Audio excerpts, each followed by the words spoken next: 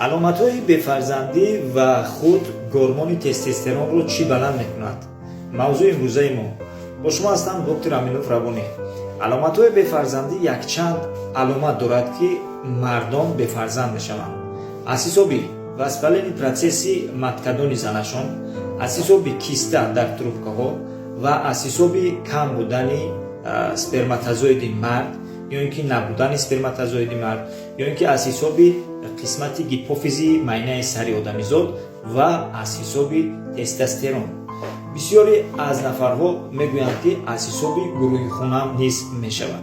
البته که این از حساب ریزوس فاکتوری خون میشود با اون شرطی که منفی نباشد.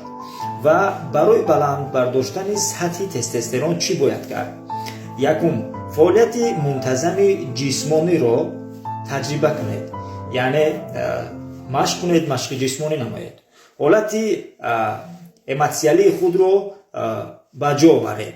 از حساب خواب که آدمیزاد باید در یک شبانه روز 7 یا 8 ساعت خواب رود و کم در اینترنت نشینید، چون که تستوسترون شما پس می شود.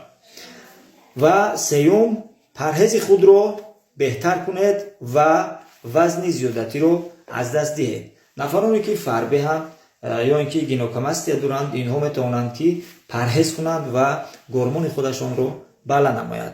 خواب رو تنظیم کنید. از نور